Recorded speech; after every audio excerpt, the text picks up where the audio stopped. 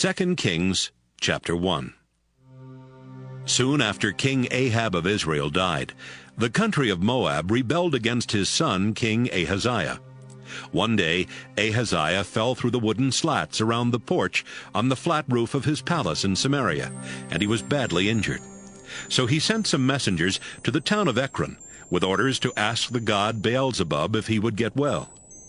About the same time, an angel from the Lord sent Elijah the prophet from Tishbe to say to the king's messengers, Ahaziah has rejected Israel's own God by sending you to ask Beelzebub about his injury. Tell him that because he has done this, he's on his deathbed. And Elijah did what he was told.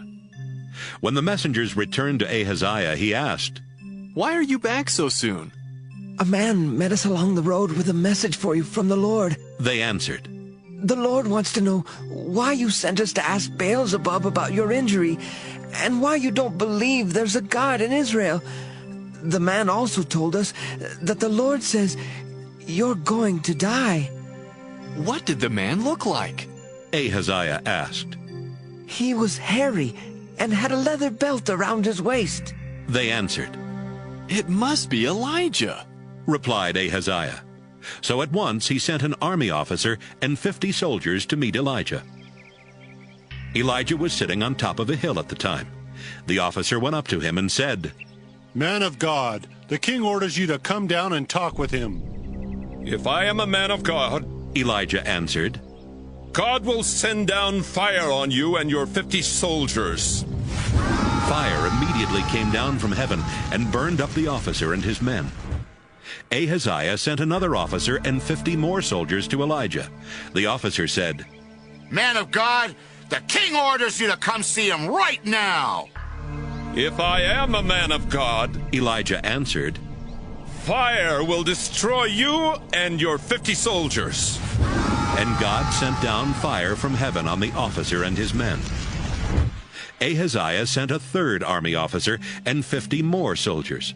This officer went up to Elijah. Then he got down on his knees and begged, "Man of God, please be kind to me and these 50 servants of yours. Let us live. Fire has already wiped out the other officers and their soldiers. Please don't let it happen to me." The angel from the Lord said to Elijah, Go with him, and don't be afraid. So Elijah got up and went with the officer. When Elijah arrived, he told Ahaziah, "The Lord wants to know why you sent messengers to Ekron to ask Beelzebub about your injury. Don't you believe there's a God in Israel? Ahaziah, because you did that, the Lord says you will die." Ahaziah died just as the Lord had said.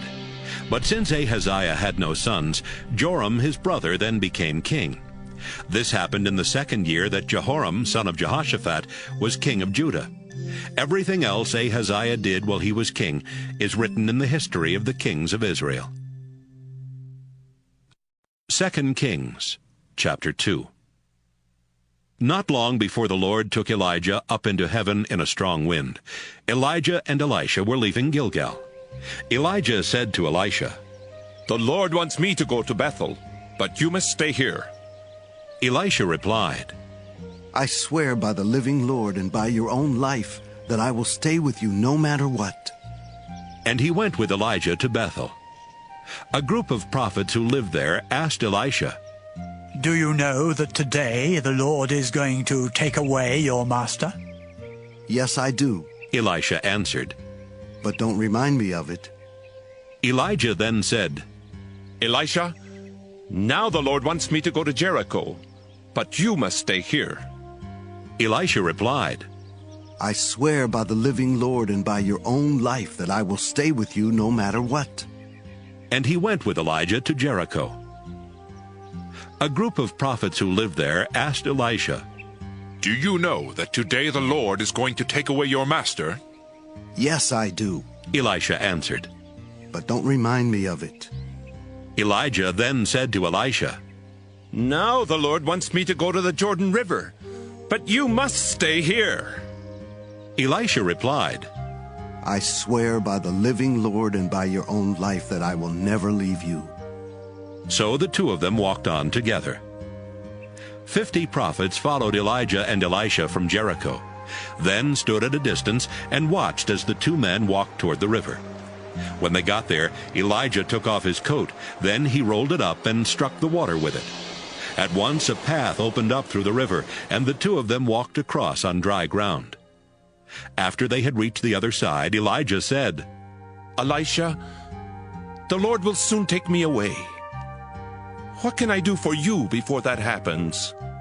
Elisha answered, Please, give me twice as much of your power as you give the other prophets, so I can be the one who takes your place as their leader.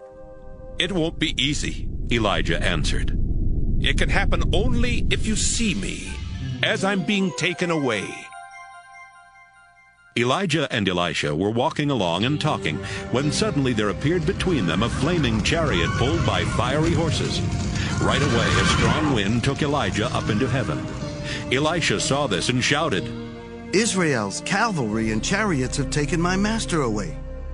After Elijah had gone, Elisha tore his clothes in sorrow. Elijah's coat had fallen off, so Elisha picked it up and walked back to the Jordan River. He struck the water with the coat and wondered, Will the Lord perform miracles for me as he did for Elijah? As soon as Elisha did this, a dry path opened up through the water, and he walked across. When the prophets from Jericho saw what happened, they said to each other, Elisha now has Elijah's power. They walked over to him, bowed down, and said, There are 50 strong men here with us.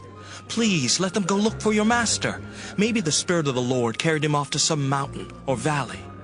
No, Elisha replied. They won't find him. They kept begging until he was embarrassed to say no. He finally agreed, and the prophet sent the men out. They looked 3 days for Elijah, but never found him. They returned to Jericho, and Elisha said, I told you that you wouldn't find him. One day the people of Jericho said, Elisha, you can see that our city is in a good spot, but the water from our spring is so bad that it even keeps our crops from growing. He replied, Put some salt in a new bowl and bring it to me. They brought him the bowl of salt, and he carried it to the spring. He threw the salt into the water and said, The Lord has made this water pure again. From now on you'll be able to grow crops, and no one will starve. The water has been fine ever since, just as Elisha said. Elisha left and headed toward Bethel. Along the way, some boys started making fun of him by shouting, Go away, Baldy! Get out of here! Elisha turned around and stared at the boys. Then he cursed them in the name of the Lord.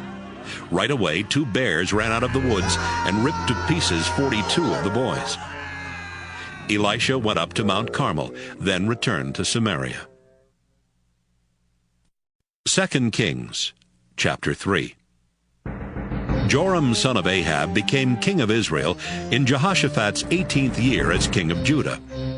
Joram ruled 12 years from Samaria and disobeyed the Lord by doing wrong.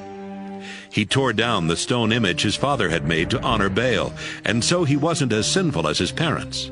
But he kept doing the sinful things that Jeroboam son of Nebat had led Israel to do. For many years, the country of Moab had been controlled by Israel and was forced to pay taxes to the kings of Israel. King Nisha of Moab raised sheep, so he paid the king of Israel 100,000 lambs and the wool from 100,000 rams. But soon after the death of Ahab, Nisha rebelled against Israel. One day Joram left Samaria and called together Israel's army. He sent this message to King Jehoshaphat of Judah. The king of Moab has rebelled. Will you go with me to attack him? Yes, I will. Jehoshaphat answered. I am on your side, and my soldiers and horses are at your command. But which way should we go? We will march through Edom Desert. Joram replied. So Joram, Jehoshaphat, and the king of Edom led their troops out. But 7 days later there was no drinking water left for them or their animals. Joram cried out, This is terrible. The Lord must have led us out here to be captured by Moab's army. Jehoshaphat said, Which of the Lord's prophets is with us? We can find out from him what the Lord wants us to do. One of Joram's officers answered, Elisha son of Shaphat is here. He was one of Elijah's closest followers. Jehoshaphat replied, He could give us the Lord's message. The three kings went over to Elisha, and he asked Joram, Why did you come to me? Go talk to the prophets of the foreign gods your parents worshipped. No, Joram answered. It was the Lord who led us out here so that Moab's army could capture us. Elisha said to him, I serve the Lord all-powerful, and as surely as he lives, I swear I wouldn't even look at you if I didn't respect King Jehoshaphat. Then Elisha said, Send for someone who can play the harp. The harpist began playing, and the Lord gave Elisha this message for Joram. The Lord says that this dry riverbed will be filled with water. You won't feel any wind or see any rain, but there will be plenty of water for you and your animals. That simple thing isn't all the Lord is going to do. He will also help you defeat Moab's army. You will capture all their walled cities and important towns. You will chop down every good tree and stop up every spring of water, then ruin their fertile fields by covering them with rocks. The next morning, while the sacrifice was being offered, water suddenly started flowing from the direction of Edom, and it flooded the land. Meanwhile, the people of Moab had heard that the three kings were coming to attack them. They had called together all of their fighting men, from the youngest to the oldest, and these troops were now standing at their border ready for battle. When they got up that morning, the sun was shining across the water, making it look red. The Moabite troops took one look and shouted, Look at that blood! The armies of those kings must have fought and killed each other. Come on, let's go take what's left in their camp. But when they arrived at Israel's camp, the Israelite soldiers came out and attacked them until they turned and ran away. Israel's army chased them all the way back to Moab, and even there they kept up the attack.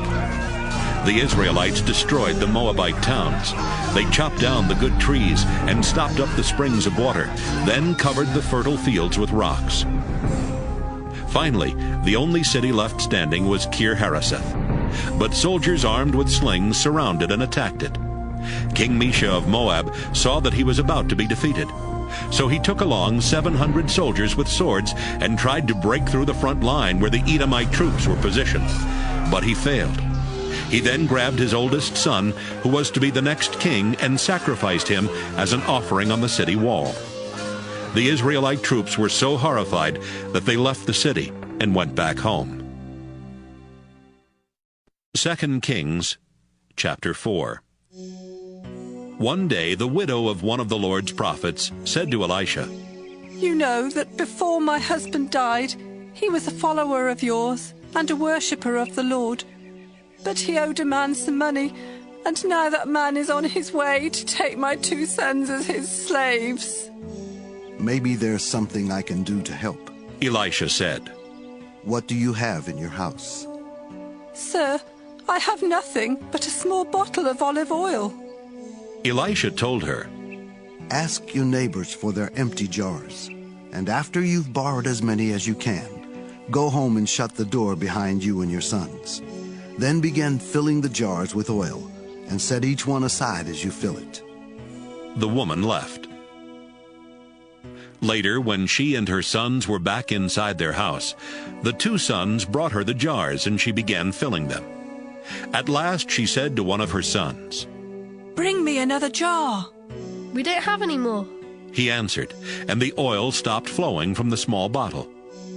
After she told Elisha what had happened, he said, Sell the oil, and use part of the money to pay what you owe the man. You and your sons can live on what is left. Once, while Elisha was in the town of Shunem, he met a rich woman who invited him to her home for dinner. After that, whenever he was in Shunem, he would have a meal there with her and her husband. Some time later, the woman said to her husband, I'm sure the man who comes here so often is a prophet of God. Why don't we build him a small room on the flat roof of our house? We can put a bed, a table and chair, and an oil lamp in it. Then, whenever he comes, he can stay with us. The next time Elisha was in Shunem, he stopped at their house and went up to his room to rest. He said to his servant Gehazi, "This woman has been very helpful. Have her come up here to the roof for a moment." She came, and Elisha told Gehazi to say to her, "You've gone to a lot of trouble for us, and we want to help you. Is there something we can request the king or army commander to do?" The woman answered, With my relatives nearby, I have everything I need. "Then what can we do for her?" Elisha asked Gehazi. Gehazi replied, "I do know that her husband is old and that she doesn't have a son. Ask her to come here again," Elisha told his servant. He called for her, and she came and stood in the doorway of Elisha's room. Elisha said to her, "Next year at this time, you'll be holding your own baby son in your arms." You're a man of God. The woman replied. Please, don't lie to me. But a few months later, the woman got pregnant. She gave birth to a son just as Elisha had promised. One day, while the boy was still young, he was out in the fields with his father, where the workers were harvesting the crops. Suddenly he shouted, My head hurts. It hurts a lot. Carry him back to his mother. The father said to his servant. The servant picked up the boy and carried him to his mother. The boy lay on her lap all morning, and by noon he was dead. She carried him upstairs to Elisha's room and laid him across the bed. Then she walked out and shut the door behind her. The woman called to her husband. I need to see the prophet. Let me use one of the donkeys. Send a servant along with me and let me leave now so I can get back quickly. Why do you need to see him today? Her husband asked. It's not the Sabbath or time for the new moon festival. That's all right, she answered. She saddled the donkey and said to her servant, Let's go, and don't slow down unless I tell you to. She left at once for Mount Carmel to talk with Elisha. When Elisha saw her coming, he said, Gehazi, look, it's the woman from Shunem. Run and meet her, and ask her if everything is all right with her and her family. Everything is fine, she answered Gehazi. But as soon as she got to the top of the mountain, she went over and grabbed Elisha by the feet. Gehazi started toward her to push her away when Elisha said, Leave her alone. Don't you see how sad she is? But the Lord hasn't told me why. The woman said, Sir, I begged you not to get my hopes up, and I didn't even ask you for a son.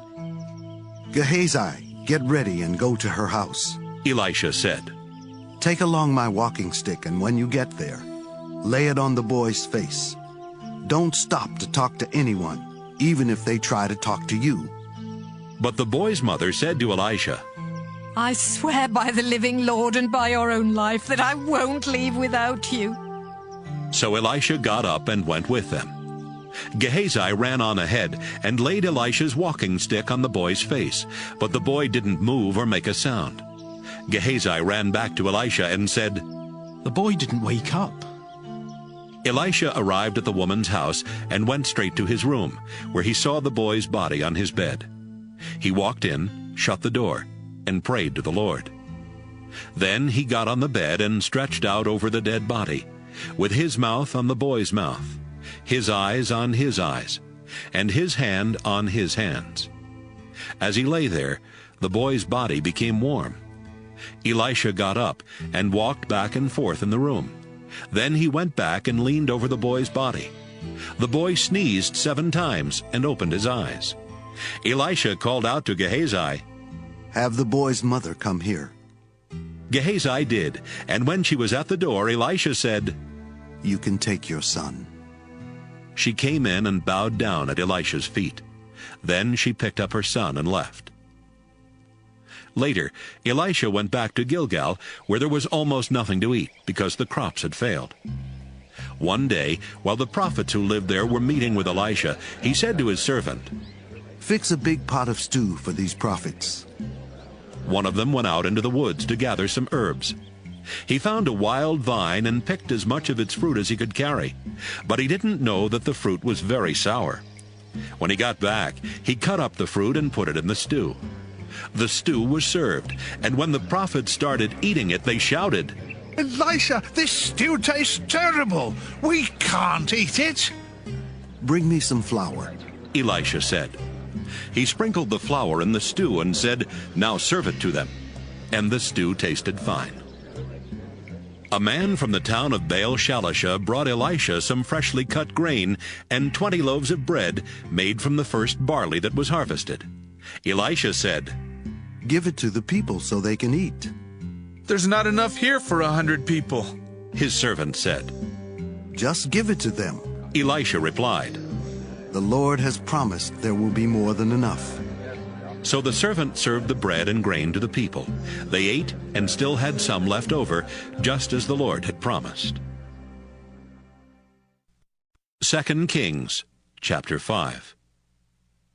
Naaman was the commander of the Syrian army. The Lord had helped him and his troops defeat their enemies, so the king of Syria respected Naaman very much. Naaman was a brave soldier, but he had leprosy.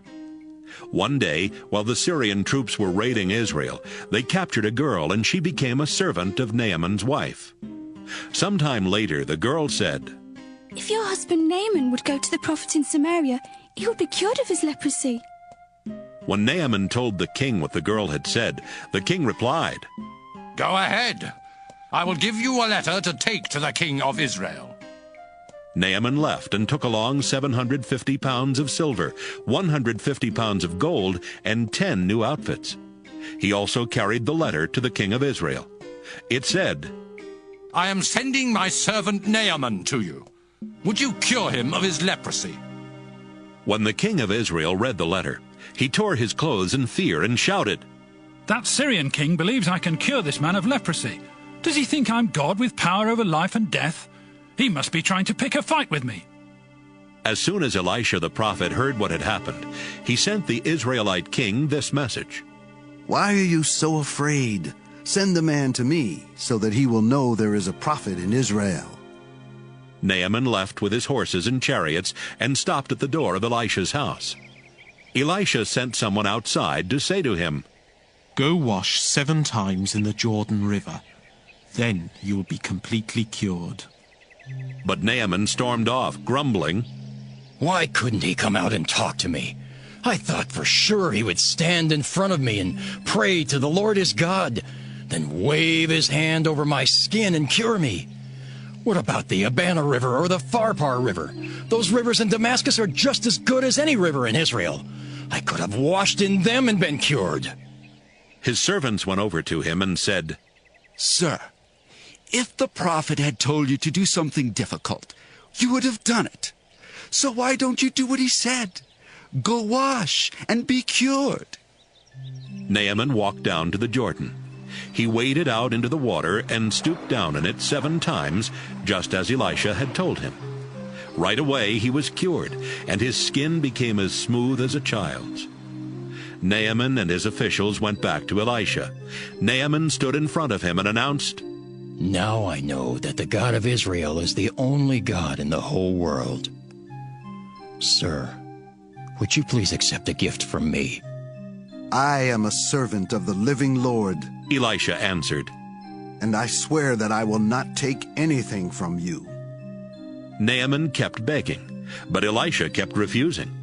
Finally, Naaman said, "If you won't accept a gift, then please let me take home as much soil as 2 mules can pull in a wagon. Sir, from now on I will offer sacrifices only to the Lord.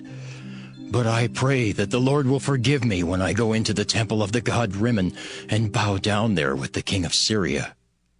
"Go on home, and don't worry about that," Elisha replied. Then Naaman left. After Naaman had gone only a short distance, Gehazi said to himself, "Elisha let that Syrian off too easy. He should have taken Naaman's gift. I swear by the living Lord that I will talk to Naaman myself and get something from him." So he hurried after Naaman. When Naaman saw Gehazi running after him, he got out of his chariot to meet him. Naaman asked, "Is everything all right?" "Yes," Gehazi answered. "But my master has sent me to tell you about 2 young prophets from the hills of Ephraim.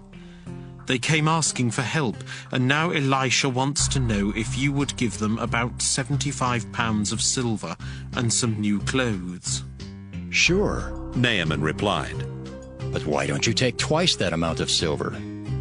He convinced Gehazi to take it all, then put the silver in 2 bags. He handed the bags and the clothes to his 2 servants, and they carried them for Gehazi. When they reached the hill where Gehazi lived, he took the bags from the servants and placed them in his house, then sent the men away. After they had gone, Gehazi went in and stood in front of Elisha, who asked, Gehazi, where have you been? Nowhere, sir. Gehazi answered. Elisha asked, Don't you know that my spirit was there when Naaman got out of his chariot to talk with you? Gehazi, you have no right to accept money or clothes, olive orchards, a vineyard, sheep or cattle or servants. Because of what you've done, Naaman's leprosy will now be on you and your descendants forever. Suddenly Gehazi's skin became white with leprosy, and he left. 2 Kings, chapter 6. One day the prophets said to Elisha, The place where we meet with you is too small. Why don't we build a new meeting place near the Jordan River? Each of us could get some wood, then we could build it. That's a good idea, Elisha replied. Get started. Aren't you going with us? One of the prophets asked. Yes, I'll go, Elisha answered, and he left with them. They went to the Jordan River and began chopping down trees. While one of the prophets was working, his axe head fell off and dropped into the water. Oh! He shouted. Sir, I borrowed this axe. Where did it fall in? Elisha asked. The prophet pointed to the place, and Elisha cut a stick and threw it into the water at that spot. The axe head floated to the top of the water. Now get it, Elisha told him. And the prophet reached in and grabbed it. Time after time, when the king of Syria was at war against the Israelites, he met with his officers and announced, I've decided where we will set up camp. Each time, Elisha would send this warning to the king of Israel. Don't go near there. That's where the Syrian troops have set up camp. So the king would warn the Israelite troops in that place to be on guard. The king of Syria was furious when he found out what was happening. He called in his officers and asked, Which one of you has been telling the king of Israel our plans? None of us, your majesty. One of them answered. It's an Israelite named Elisha.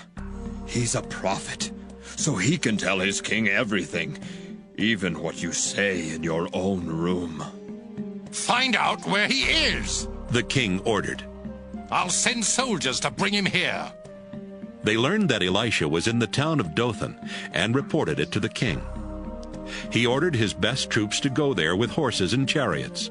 They marched out during the night and surrounded the town. When Elisha's servant got up the next morning, he saw that Syrian troops had the town surrounded. Sir, what are we going to do? He asked. Don't be afraid, Elisha answered. There are more troops on our side than on theirs. Then he prayed, Lord, please help him to see. And the Lord let the servant see that the hill was covered with fiery horses and flaming chariots all around Elisha. As the Syrian army came closer, Elisha prayed, Lord, make these soldiers blind. And the Lord blinded them with a bright light. Elisha told the enemy troops, You've taken the wrong road and are in the wrong town. Follow me. I'll lead you to the man you're looking for. Elisha led them straight to the capital city of Samaria. When all the soldiers were inside the city, Elisha prayed, Lord, now let them see again. The Lord let them see that they were standing in the middle of Samaria. The king of Israel saw them and asked Elisha, Should I kill them, sir? No, Elisha answered. You didn't capture these troops in battle, so you have no right to kill them. Instead, give them something to eat and drink, and let them return to their leader. The king ordered a huge meal to be prepared for Syria's army, and when they finished eating, he let them go. For a while, the Syrian troops stopped invading Israel's territory. Some time later, King Ben-Hadad of Syria called his entire army together. Then they marched to Samaria and attacked. They kept up the attack until there was nothing to eat in the city. In fact, a donkey's head cost about 2 pounds of silver, and a small bowl of pigeon droppings cost about 2 ounces of silver. One day, as the king of Israel was walking along the top of the city wall, a woman shouted to him, "Please, Your Majesty, help me." "Let the Lord help you," the king said. "Do you think I have grain or wine to give you?" Then he asked, "What's the matter anyway?" The woman answered, "Another woman and I were so hungry that we agreed to eat our sons. She said if we ate my son one day, we could eat hers the next day. So yesterday we cooked my son and ate him. But today, when I went to her house to eat her son, she had hidden him." The king tore off his clothes in sorrow, and since he was on top of the city wall, the people saw that he was wearing sackcloth underneath. He said, "I pray that God will punish me terribly if Elisha's head is still on his shoulders by this time tomorrow." Then he sent a messenger to Elisha. Elisha was home at the time, and the important leaders of Israel were meeting with him. Even before the king's messenger arrived, Elisha told the leaders, "That murderer is sending someone to cut off my head. When you see him coming, shut the door and don't let him in. I'm sure the king himself will be right behind him." Before Elisha finished talking, the messenger came up and said, "The Lord has made all these terrible things happen to us. Why should I think he will help us now?" 2 Kings, chapter 7. Elisha answered, "I have a message for you. The Lord promises that tomorrow here in Samaria you will be able to buy a large sack of flour or 2 large sacks of barley for almost nothing." The chief officer there with the king replied, "I don't believe it. Even if the Lord sent a rainstorm, it couldn't produce that much grain by tomorrow." "You will see it happen, but you won't eat any of the food." Elisha warned him.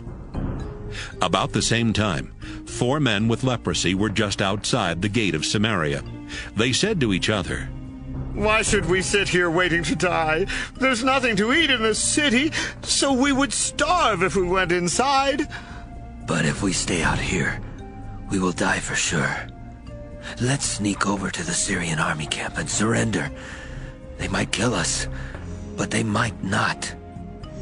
That evening, the 4 men got up and left for the Syrian camp. As they walked toward the camp, the Lord caused the Syrian troops to hear what sounded like the roar of a huge cavalry. The soldiers said to each other, "Listen, the king of Israel must have hired Hittite and Egyptian troops to attack us. Let's get out of here." So they ran out of their camp that night, leaving their tents and horses and donkeys. When the 4 men with leprosy reached the edge of the Syrian camp, no one was there. They walked into one of the tents, where they ate and drank, before carrying off clothes as well as silver and gold. They hid all this, then walked into another tent. They took what they wanted and hid it too. They said to each other, "This isn't right. Today is a day to celebrate, and we haven't told anyone else what has happened. If we wait until morning, we'll be punished. Let's go to the king's palace right now and tell the good news." They went back to Samaria and shouted up to the guards at the gate, "We've just come from the Syrian army camp, and all the soldiers are gone. The tents are empty, and the horses and donkeys are still tied up. We didn't see or hear anybody." The guards reported the news to the king's palace. The king got out of bed and said to his officers, "I know what those Syrians are doing. They know we're starving, so they're hiding in the fields, hoping we will go out to look for food. When we do, they can capture us and take over our city."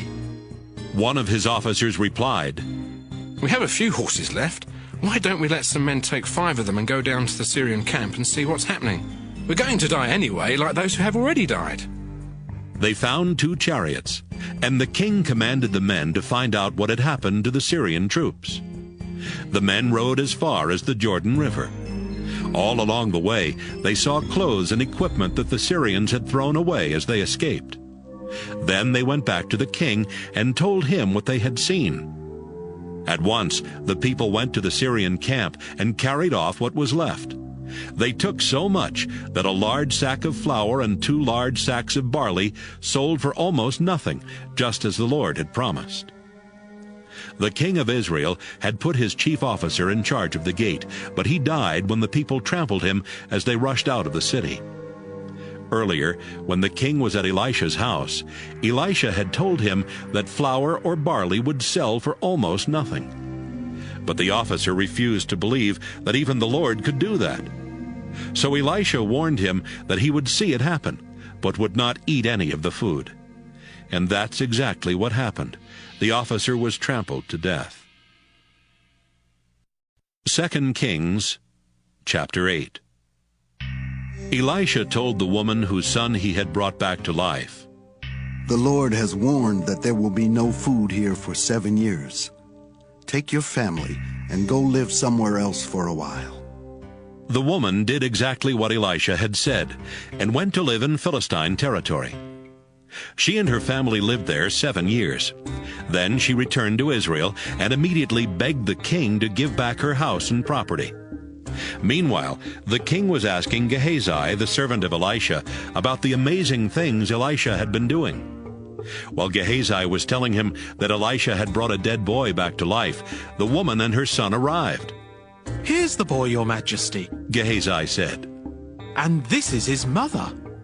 The king asked the woman to tell her story, and she told him everything that had happened. He then said to one of his officials, "I want you to make sure that this woman gets back everything that belonged to her, including the money her crops have made since the day she left Israel." Sometime later, Elisha went to the capital city of Damascus to visit King Ben-Hadad of Syria, who was sick. And when Ben-Hadad was told he was there, he said to Hazael, "Go meet with Elisha, the man of God, and have him ask the Lord if I will get well, and take along a gift for him." Hazael left with 40 camel loads of the best things made in Damascus as a gift for Elisha. He found the prophet and said, "Your servant King Ben-Hadad wants to know if he will get well." "Tell him he will," Elisha said to Hazael. "But the Lord has already told me that Ben-Hadad will definitely die." Elisha stared at him until Hazael was embarrassed. Then Elisha began crying. "Sir, why are you crying?" Hazael asked. Elisha answered, "Because I know the terrible things you will do to the people of Israel. You will burn down their walled cities and slaughter their young men. You will even crush the heads of their babies and rip open their pregnant women." "How could I ever do anything like that?" Hazael replied. "I'm only a servant and don't have that kind of power." "Hazael, the Lord has told me that you will be the next king of Syria." Hazael went back to Ben-Hadad and told him, "Elisha said that you will get well." But the very next day, Hazael got a thick blanket. He soaked it in water and held it over Ben-Hadad's face until he died. Hazael then became king. Jehoram, son of Jehoshaphat, became king of Judah in Joram's 5th year as king of Israel, while Jehoshaphat was still king of Judah. Jehoram was 32 years old when he became king, and he ruled 8 years from Jerusalem. Jehoram disobeyed the Lord by doing wrong. He married Ahab's daughter and was as sinful as Ahab's family and the kings of Israel. But the Lord refused to destroy Judah because he had promised his servant David that someone from his family would always rule in Judah. While Jehoram was king, the people of Edom rebelled and chose their own king. So Jehoram and his cavalry marched to Zair, where the Edomite army surrounded him and his commanders. During the night, he attacked the Edomites, but he was defeated, and his troops escaped to their homes. Judah was never able to regain control of Edom. Even the town of Libnah rebelled at that time. Everything else Jehoram did while he was king is written in the history of the kings of Judah. Jehoram died and was buried beside his ancestors in Jerusalem. His son Ahaziah then became king. Ahaziah, son of Jehoram, became king of Judah in the 12th year of Joram's rule in Israel. Ahaziah was 22 years old when he became king, and he ruled from Jerusalem for only 1 year. His mother was Athaliah, a granddaughter of King Omri of Israel. Since Ahaziah was related to Ahab's family, he acted just like them and disobeyed the Lord by doing wrong. Ahaziah went with King Joram of Israel to attack King Hazael and the Syrian troops at Ramoth in Gilead. Joram was wounded in that battle, so he went to the town of Jezreel to recover. Ahaziah went there to visit him. 2 Kings chapter 9. One day Elisha called for one of the other prophets and said, "Take this bottle of olive oil and get ready to go to the town of Ramoth in Gilead. When you get there, find Jehu, son of Jehoshaphat and grandson of Nimshi. Take him to a place where the two of you can be alone. Then pour olive oil on his head to show that he is the new king. Say to him, 'The Lord has chosen you to be king of Israel.' Then leave quickly. Don't wait around for anything." The young prophet left for Ramoth. When he arrived, the army officers were meeting together. "Sir, I have a message for you," he said. "For which one of us?" Jehu asked. "You, sir," the prophet answered. So Jehu got up and went inside. The prophet poured olive oil on Jehu's head and told him, "The Lord God of Israel has this message for you. I am the Lord, and I have chosen you to be king of my people Israel.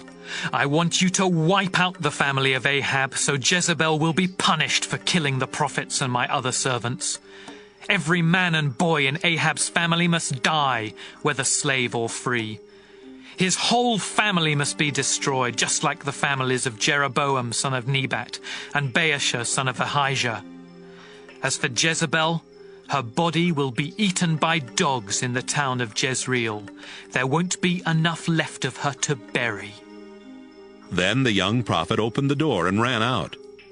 Jehu went back to his officers, and one of them asked, "What did that crazy prophet want? Is everything all right?" "You know him and how he talks," Jehu answered. "No, we don't. What did he say?" They asked. "He had a message from the Lord," Jehu replied. "He said that the Lord has chosen me to be the next king of Israel." They quickly grabbed their coats and spread them out on the steps where Jehu was standing. Someone blew a trumpet, and everyone shouted, "Jehu is king!" King Joram of Israel had been badly wounded in the battle at Ramoth, trying to defend it against King Hazael and the Syrian army. Joram was now recovering in Jezreel, and King Ahaziah of Judah was there visiting him. Meanwhile, Jehu was in Ramoth, making plans to kill Joram. He said to his officers, "If you want me to be king, then don't let anyone leave this town. They might go to Jezreel and tell Joram." Then Jehu got in his chariot and rode to Jezreel. When the guard in the watchtower at Jezreel saw Jehu and his men riding up, he shouted to the king, "I see a bunch of men coming this way." Joram ordered, "Send someone out to ask them if this is a friendly visit." One of the soldiers rode out and said to Jehu, "King Joram wants to know if this is a friendly visit." "What's it to you?" Jehu asked. "Just stay behind me with the rest of my troops." About the same time, the guard in the watchtower said, "Your Majesty, the rider got there, but he isn't coming back." So Joram sent out another rider who rode up to Jehu and said, "The king wants to know if this is a friendly visit." "What's it to you?" Jehu asked. "Just get behind me with the rest of my troops." The guard in the watchtower said, "Your Majesty, the rider got there, but he isn't coming back either. Wait a minute. That one man is a reckless chariot driver. It must be Jehu." Joram commanded, "Get my chariot ready." Then he and Ahaziah got in their chariots and rode out to meet Jehu. They all met on the land that had belonged to Naboth. Joram asked, "Jehu, is this a peaceful visit?" "How can there be peace?" Jehu asked. "Your mother, Jezebel, has caused everyone to worship idols and practice witchcraft." Ahaziah, let's get out of here! Joram yelled. It's a trap! As Joram tried to escape, Jehu shot an arrow. It hit Joram between his shoulders. Then it went through his heart and came out his chest. He fell over dead in his chariot. Jehu commanded his assistant Bidkar, "Get Joram's body and throw it in the field that Naboth once owned. Do you remember when you and I used to ride side by side behind Joram's father Ahab? It was then that the Lord swore to Ahab that he would be punished in the same field where he had killed Naboth and his sons. So throw Joram's body there, just as the Lord said." Ahaziah saw all of this happen and tried to escape to the town of Beth-Hagan, but Jehu caught up with him and shouted, "Kill him too!" So his troops shot Ahaziah with an arrow while he was on the road to Gur near Ibleam. He went as far as Megiddo, where he died. Ahaziah's officers put his body in a chariot and took it back to Jerusalem, where they buried him beside his ancestors. Ahaziah had become king of Judah in the 11th year of the rule of Ahab's son Joram. Jehu headed toward Jezreel, and when Jezebel heard he was coming, she put on eyeshadow and brushed her hair. Then she stood at the window, waiting for him to arrive. As he walked through the city gate, she shouted down to him, "Why did you come here, you murderer? To kill the king? You're no better than Zimri." He looked up toward the window and asked, "Is anyone up there on my side?" A few palace workers stuck their heads out of a window, and Jehu shouted, "Throw her out the window!" They threw her down, and her blood spattered on the walls and on the horses that trampled her body. Jehu left to get something to eat and drink. Then he told some workers, "Even though she was evil, she was a king's daughter. So make sure she has a proper burial." But when they went out to bury her body, they found only her skull, her hands, and her feet.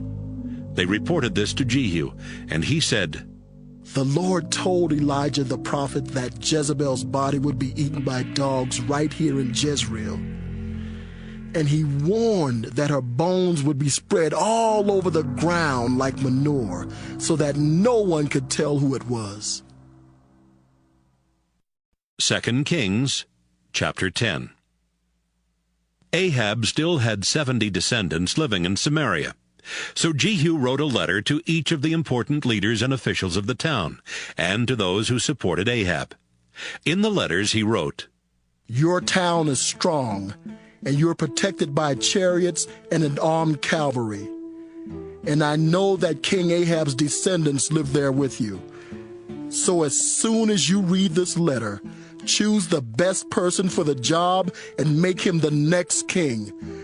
Then be prepared to defend Ahab's family." The officials and leaders read the letters and were very frightened. They said to each other, "Jehu has already killed King Joram and King Ahaziah. We have to do what he says."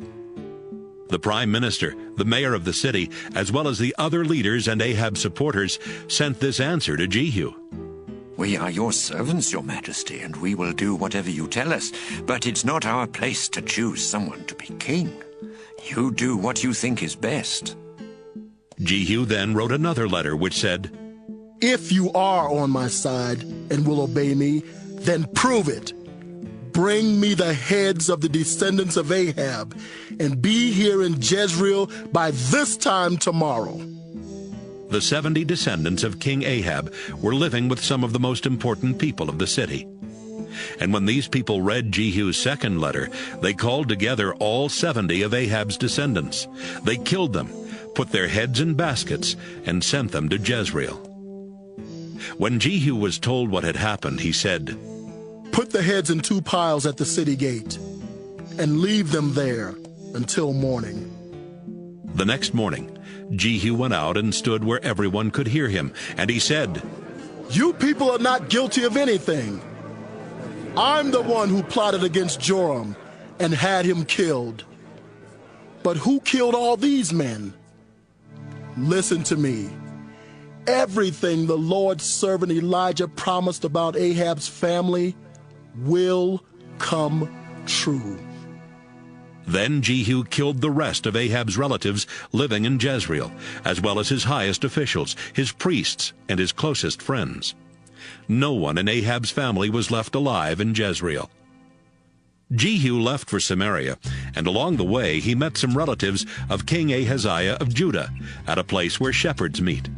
He asked, "Who are you?" "We are relatives of Ahaziah," they answered. "We're going to visit his family." "Take them alive," Jehu said to his officers. So they grabbed them and led them to the well near the shepherds' meeting place, where they killed all 42 of them. As Jehu went on, he saw Jehonadab, son of Rechab, coming to meet him. Jehu greeted him, then said, "Jehonadab, I'm on your side. Are you on mine?" "Yes, I am." "Then give me your hand," Jehu answered. He helped Jehonadab into his chariot and said, "Come with me and see how faithful I am to the Lord." They rode together in Jehu's chariot to Samaria. Jehu killed everyone there who belonged to Ahab's family, as well as all his officials. Everyone in his family was now dead, just as the Lord had promised Elijah. Jehu called together the people in Samaria and said, "King Ahab sometimes worshiped Baal, but I will be completely faithful to Baal. I'm going to offer a huge sacrifice to him. So invite his prophets and priests, and be sure everyone who worships him is there. Anyone who doesn't come will be killed." But this was a trick. Jehu was really planning to kill the worshippers of Baal. He said, "Announce a day of worship for Baal." After the day had been announced, Jehu sent an invitation to everyone in Israel. All the worshippers of Baal came, and the temple was filled from one end to the other. Jehu told the official in charge of the sacred robes to make sure that everyone had a robe to wear. Jehu and Jehonadab went into the temple, and Jehu said to the crowd, "Look around and make sure that only the worshippers of Baal are here. No one who worships the Lord is allowed in." Then they began to offer sacrifices to Baal. Earlier, Jehu had ordered 80 soldiers to wait outside the temple. He had warned them, "I will get all these worshippers here, and if any of you let even one of them escape, you will be killed instead." As soon as Jehu finished offering the sacrifice, he told the guards and soldiers, "Come in and kill them. Don't let anyone escape." They slaughtered everyone in the crowd and threw the bodies outside. Then they went back into the temple and carried out the image of Baal. They burned it and broke it into pieces. Then they completely destroyed Baal's temple. And since that time, it's been nothing but a public toilet. That's how Jehu stopped the worship of Baal in Israel. But he did not stop the worship of the gold statues of calves at Dan and Bethel that Jeroboam had made for the people to worship. Later the Lord said, "Jehu, you have done right by destroying Ahab's entire family, just as I had planned. So I will make sure that the next 4 kings of Israel will come from your own family." But Jehu did not completely obey the commands of the Lord God of Israel. Instead, he kept doing the sinful things that Jeroboam had caused the Israelites to do. In those days, the Lord began to reduce the size of Israel's territory. King Hazael of Syria defeated the Israelites and took control of the regions of Gilead and Bashan, east of the Jordan River, and north of the town of Aroer, near the Arnon River. This was the land where the tribes of Gad, Reuben, and Manasseh had once lived. Everything else Jehu did while he was king, including his brave deeds, is written in the history of the kings of Israel. Jehu died and was buried in Samaria, and his son Jehoahaz became king. Jehu had ruled Israel 28 years from Samaria. 2 Kings, chapter 11. As soon as Athaliah heard that her son King Ahaziah was dead, she decided to kill any relative who could possibly become king. She would have done that, but Jehosheba rescued Joash, son of Ahaziah, just as he was about to be murdered. Jehosheba, who was Jehoram's daughter and Ahaziah's half-sister, hid her nephew Joash and his personal servant in a bedroom in the Lord's temple, where he was safe from Athaliah. Joash hid in the temple with Jehosheba for 6 years, while Athaliah ruled as queen of Judah. Joash, son of Ahaziah, had hidden in the Lord's temple 6 years. Then in the 7th year, Jehoiada the priest sent for the commanders of the king's special bodyguards and the commanders of the palace guards. They met him at the temple, and he asked them to make a promise in the name of the Lord. Then he brought out Joash and said to them, "Here's what I want you to do. 3 of your guard units will be on duty on the Sabbath. I want 1 unit to guard the palace. Another unit will guard Surgate, and the 3rd unit will guard the palace gate and relieve the palace guards. The other 2 guard units are supposed to be off duty on the Sabbath, but I want both of them to stay here at the temple and protect King Joash. Make sure they follow him wherever he goes, and have them keep their swords ready to kill anyone who tries to get near him." The commanders followed Jehoiada's orders. Each one called together his guards, those coming on duty and those going off duty. Jehoiada brought out the swords and shields that had belonged to King David and gave them to the commanders. Then they gave the weapons to their guards, who took their positions around the temple and the altar to protect Joash on every side. Jehoiada brought Joash outside, where he placed the crown on his head and gave him a copy of instructions for ruling the nation. Olive oil was poured on his head to show that he was now king, while the crowd clapped and shouted, "Long live the king!" Queen Athaliah heard the crowd and went to the temple. There she saw Joash standing by one of the columns, which was the usual place for the king. The singers and the trumpet players were standing next to him, and the people were celebrating and blowing trumpets. Athaliah tore her clothes in anger and shouted, "You betrayed me! You traitors!"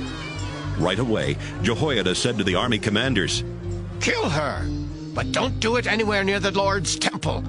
Take her out in front of the troops and kill anyone who is with her." So the commanders dragged her to the gate where horses are led into the palace, and they killed her there. Jehoiada the priest asked King Joash and the people to promise that they would be faithful to each other and to the Lord. Then the crowd went to the temple built to honor Baal and tore it down. They smashed the altars and idols and killed Mattan, the priest of Baal, right in front of the altars. After Jehoiada had placed guards around the Lord's temple, he called together all the commanders, the king's special bodyguards, the palace guards, and the people. They led Joash from the temple through the guards' gate and into the palace. He took his place on the throne and became king of Judah. Everyone celebrated because Athaliah had been killed and Jerusalem was peaceful again. Joash was only 7 years old when this happened. 2 Kings Chapter 12. Joash became king of Judah in Jehu's 7th year as king of Israel, and he ruled 40 years from Jerusalem. His mother Zibiah was from the town of Beersheba. Jehoiada the priest taught Joash what was right, and so for the rest of his life Joash obeyed the Lord. But even Joash did not destroy the local shrines, and they were still used as places for offering sacrifices. One day, Joash said to the priests, "Collect all the money that has been given to the Lord's temple, whether from taxes or gifts, and use it to repair the temple. You priests can contribute your own money too." But the priests never started repairing the temple. So in the 23rd year of his rule, Joash called for Jehoiada and the other priests and said, "Why aren't you using the money to repair the temple? Don't take any more money for yourselves. It is only to be used to pay for the repairs." The priests agreed that they would not collect any more money or be in charge of the temple repairs. Jehoiada found a wooden box. He cut a hole in the top of it and set it on the right side of the altar where people went into the temple. Whenever someone gave money to the temple, the priests guarding the entrance would put it into this box. When the box was full of money, the king's secretary and the chief priest would count the money and put it in bags. Then they would give it to the men supervising the repairs to the temple. Some of the money was used to pay the builders, the woodworkers, the stonecutters, and the men who built the walls. And some was used to buy wood and stone, and to pay any other costs for repairing the temple. While the repairs were being made, the money that was given to the temple was not used to make silver bowls, lamp snuffers, small sprinkling bowls, trumpets, or anything gold or silver for the temple. It went only to pay for repairs. The men in charge were honest, so no one had to keep track of the money. The fines that had to be paid, along with the sacrifices to make things right and the sacrifices for sin, did not go to the temple. This money belonged only to the priests. About the same time, King Hazael of Syria attacked the town of Gath and captured it. Next, he decided to attack Jerusalem. So Joash collected everything he and his ancestors, Jehoshaphat, Jehoram, and Ahaziah, had dedicated to the Lord, as well as the gold in the storage rooms in the temple and palace. He sent it all to Hazael as a gift, and when Hazael received it, he ordered his troops to leave Jerusalem. Everything else Joash did while he was king is written in the history of the kings of Judah. At the end of his rule, some of his officers rebelled against him. Jozabad, son of Shimeath, and Jehozabad, son of Shomer, murdered him in a building where the land was filled in on the east side of Jerusalem, near the road to Silla.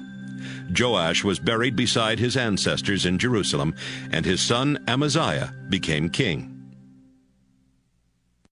2 Kings, chapter 13. Jehoahaz, son of Jehu, became king of Israel in the 23rd year of Joash's rule in Judah. Jehoahaz ruled 17 years from Samaria and disobeyed the Lord by doing wrong.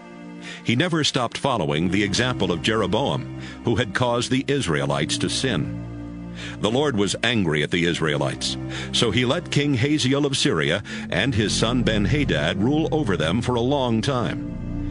Jehoahaz prayed to the Lord for help, and the Lord saw how terribly Hazael was treating the Israelites. He answered Jehoahaz by sending Israel a leader who rescued them from the Syrians, and the Israelites lived in peace as they had before. But Hazael had defeated Israel's army so badly that Jehoahaz had only 10 chariots, 50 cavalry troops, and 10,000 regular soldiers left in his army. The Israelites kept sinning and following the example of Jeroboam's family. They did not tear down the sacred poles that had been set up in Samaria for the worship of the goddess Asherah.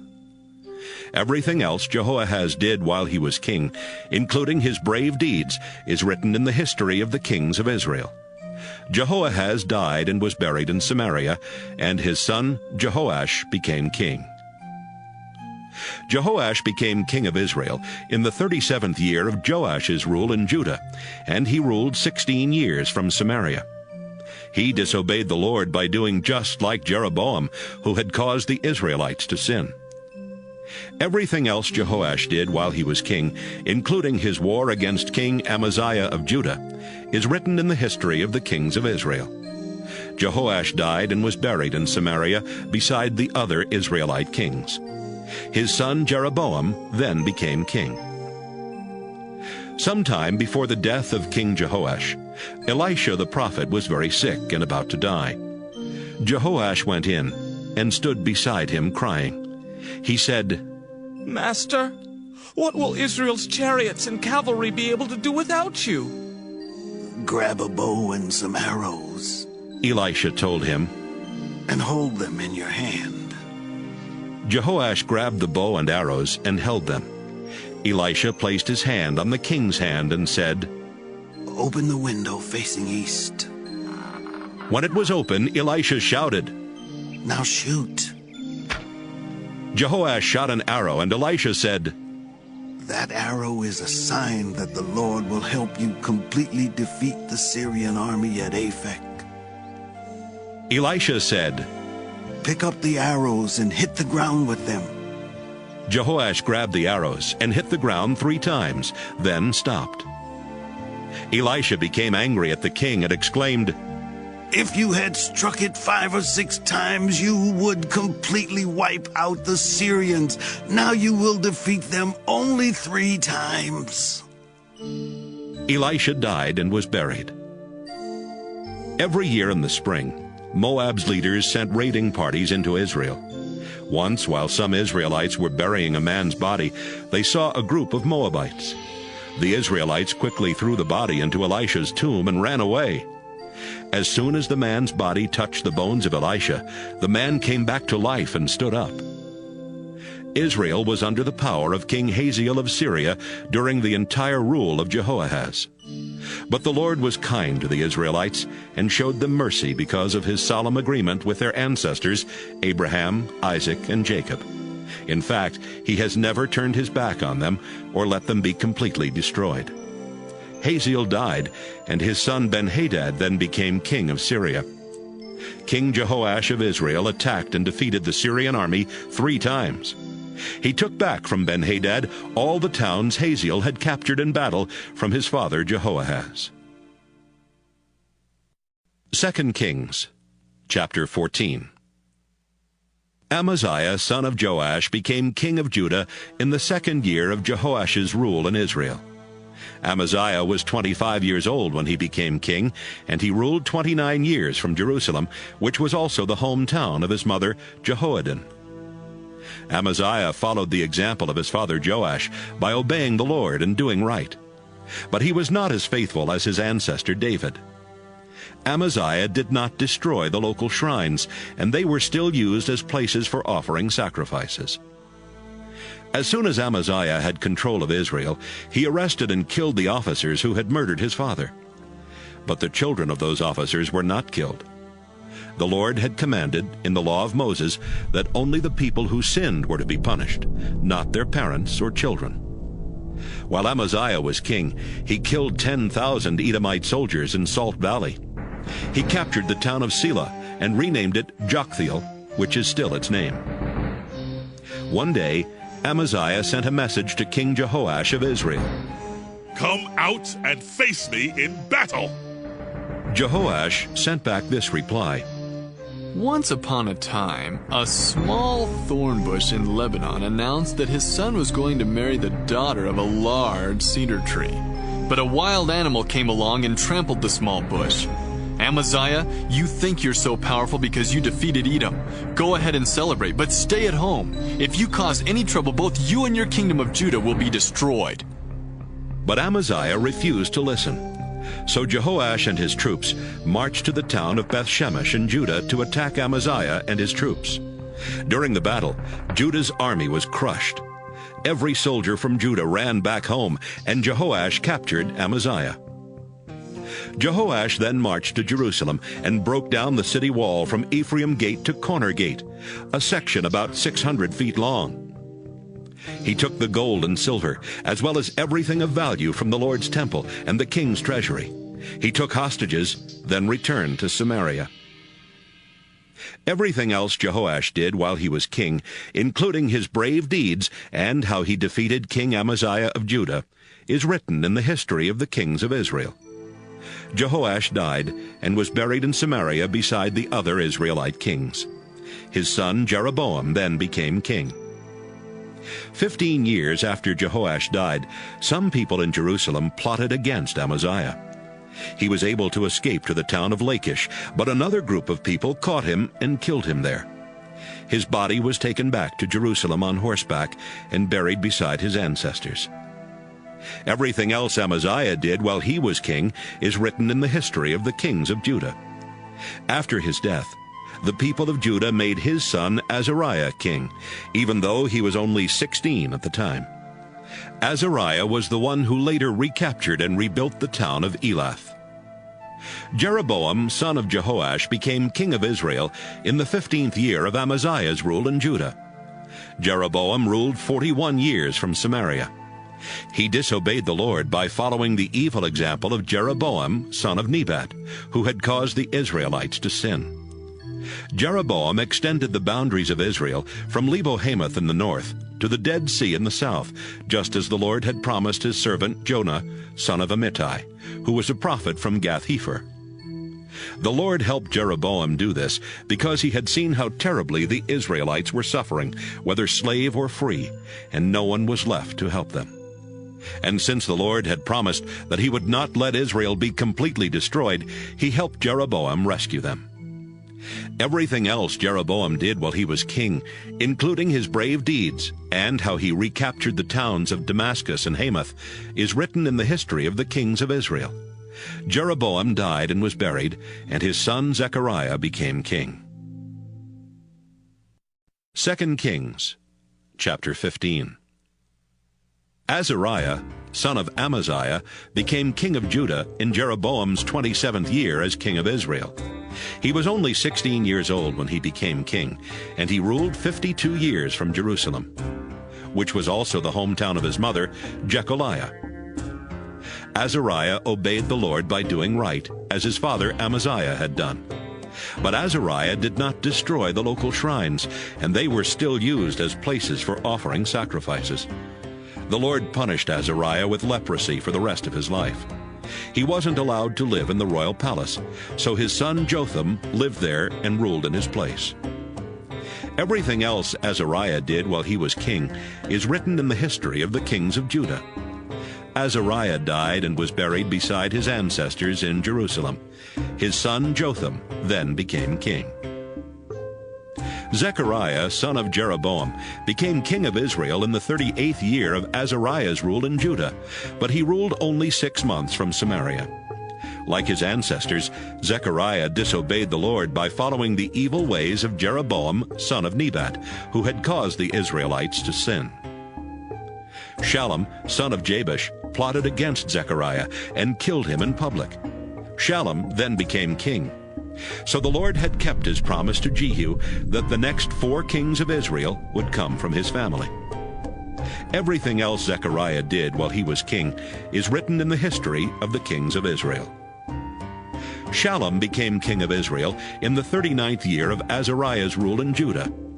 But only 1 month after Shallum became king, Menahem, son of Gadai, came to Samaria from Tirzah and killed him. Menahem then became king. The town of Tiphsah would not surrender to him, so he destroyed it and all the surrounding towns as far as Tirzah. He killed everyone living in Tiphsah, and with his sword he even ripped open pregnant women.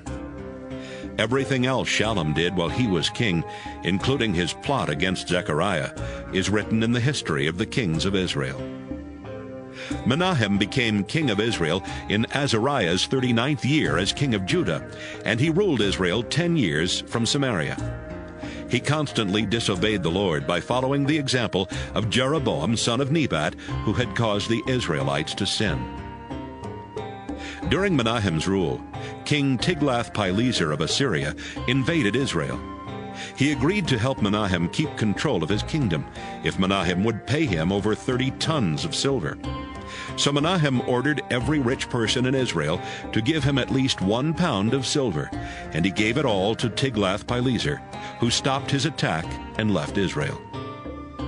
Everything else Menahem did while he was king is written in the history of the kings of Israel. Menahem died, and his son Pekahiah became king. Pekahiah became king of Israel in the 50th year of Azariah's rule in Judah, and he ruled 2 years from Samaria.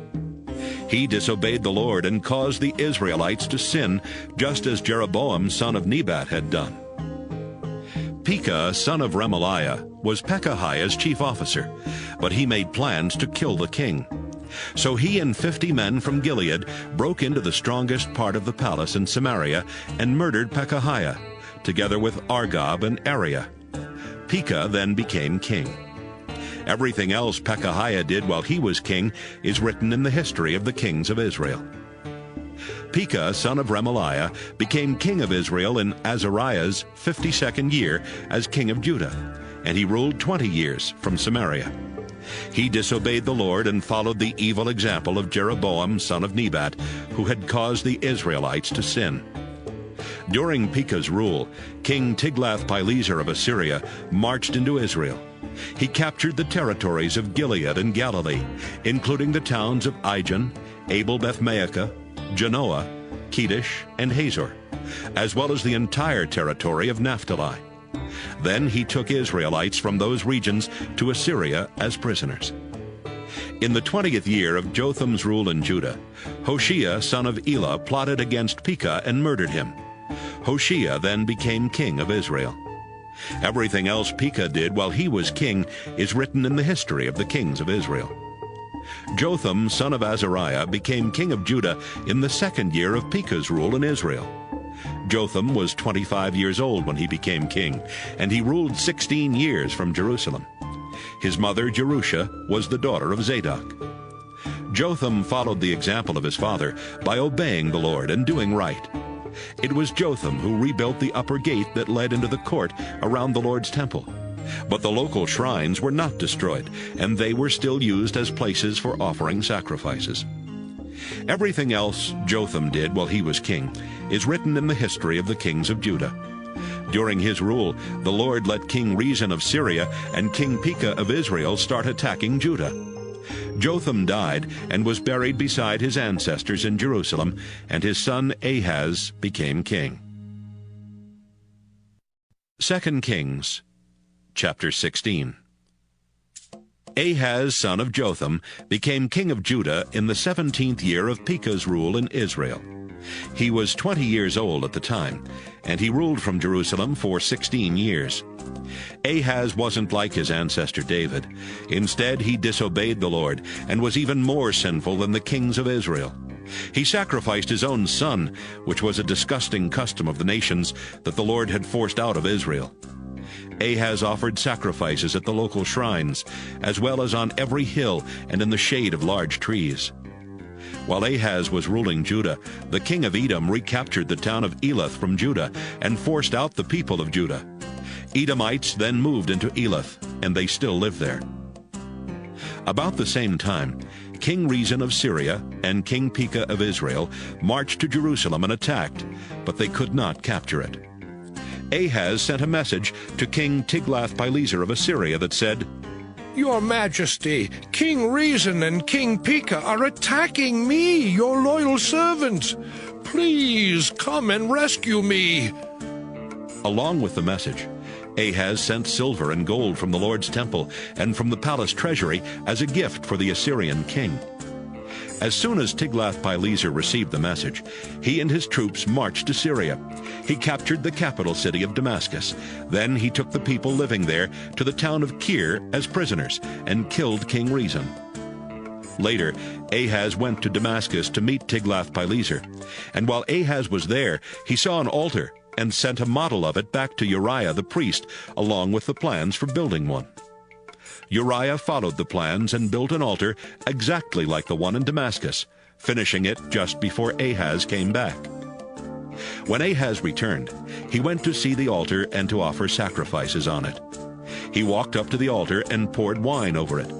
Then he offered sacrifices to please the Lord, to give him thanks, and to ask for his blessings.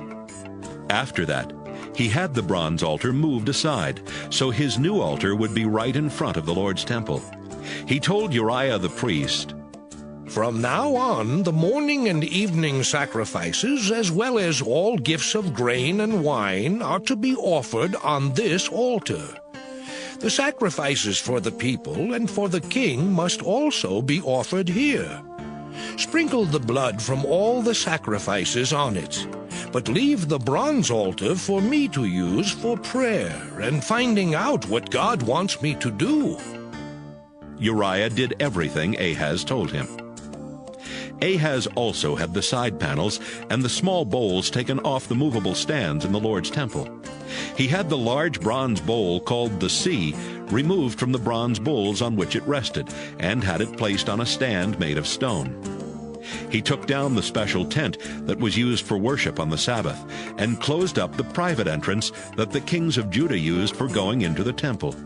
He did all these things to please Tiglath-Pileser. Everything else Ahaz did while he was king is written in the history of the kings of Judah. Ahaz died and was buried beside his ancestors in Jerusalem, and his son Hezekiah became king. 2 Kings, chapter 17. Hoshea, son of Elah, became king of Israel in the 12th year of Ahaz's rule in Judah, and he ruled 9 years from Samaria. Hoshea disobeyed the Lord and sinned, but not as much as the earlier Israelite kings had done. During Hoshea's rule, King Shalmaneser of Assyria invaded Israel. He took control of the country and made Hoshea pay taxes. But later, Hoshea refused to pay the taxes and asked King So of Egypt to help him rebel. When Shalmaneser found out, he arrested Hoshea and put him in prison. Shalmaneser invaded Israel and attacked the city of Samaria for 3 years before capturing it in the 9th year of Hoshea's rule. The Assyrian king took the Israelites away to Assyria as prisoners. He forced some of them to live in the town of Halah, others to live near the Habor River in the territory of Gozan, and still others to live in towns where the Median people lived. All of this happened because the people of Israel had sinned against the Lord their God, who had rescued them from Egypt, where they had been slaves. They worshipped foreign gods, followed the customs of the nations that the Lord had forced out of Israel, and were just as sinful as the Israelite kings. Even worse, the Israelites tried to hide their sins from the Lord their God. They built their own local shrines everywhere in Israel, from small towns to large walled cities. They also built stone images of foreign gods and set up sacred poles for the worship of Asherah on every hill and under every shady tree. They offered sacrifices at the shrines just as the foreign nations had done before the Lord forced them out of Israel. They did sinful things that made the Lord very angry. Even though the Lord had commanded the Israelites not to worship idols, they did it anyway. So the Lord made sure that every prophet warned Israel and Judah with these words: I, the Lord, command you to stop doing sinful things and start obeying my laws and teachings. I gave them to your ancestors, and I told my servants the prophets to repeat them to you. But the Israelites would not listen. They were as stubborn as their ancestors, who had refused to worship the Lord their God. They ignored the Lord's warnings and commands, and they rejected the solemn agreement he had made with their ancestors. They worshipped worthless idols and became worthless themselves. The Lord had told the Israelites not to do the things that the foreign nations around them were doing, but Israel became just like them. The people of Israel disobeyed all the commands of the Lord their God. They made 2 gold statues of calves and set up a sacred pole for Asherah. They also worshipped the stars and the god Baal. They used magic and witchcraft and even sacrificed their own children. The Israelites were determined to do whatever the Lord hated. The Lord became so furious with the people of Israel that he allowed them to be carried away as prisoners. Only the people living in Judah were left, but they also disobeyed the Lord's commands and acted like the Israelites.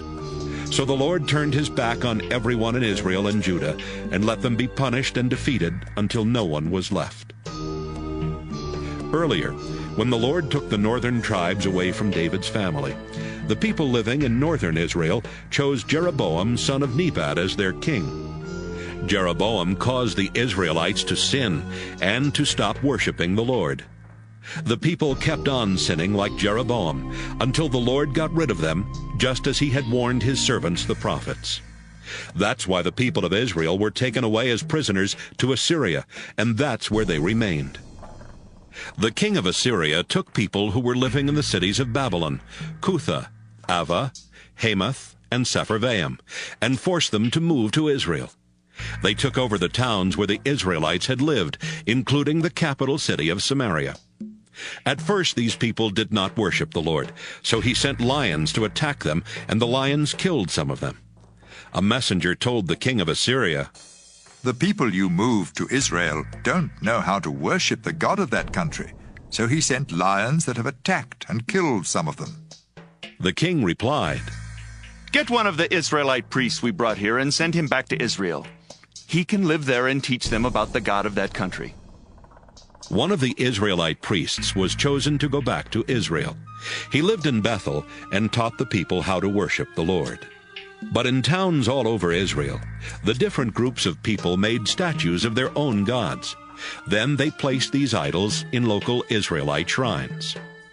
The people from Babylonia made the god Succoth-Benoth. Those from Cutha made the god Nergal. Those from Hamath made Ashima. Those from Ava made Nibhaz and Tartak. And the people from Sepharvaim sacrificed their children to their own gods, Adramelech and Anamelech. They worshipped their own gods, just as they had before they were taken away to Israel.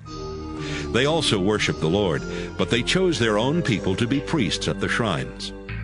Everyone followed their old customs. None of them worshipped only the Lord, and they refused to obey the laws and commands that the Lord had given to the descendants of Jacob, the man he named Israel. At the time when the Lord had made his solemn agreement with the people of Israel, he told them, "Do not worship any other gods. Do not bow down to them or offer them a sacrifice. Worship only me. I am the one who rescued you from Egypt with my mighty power. Bow down to me and offer sacrifices. Never worship any other god. Always obey my laws and teachings, and remember the solemn agreement between us. I will say it again. Do not worship any god except me. I am the Lord your God, and I will rescue you from all your enemies." But the people living in Israel ignored that command and kept on following their old customs. They did worship the Lord, but they also worshiped their own idols. Their descendants did the same thing.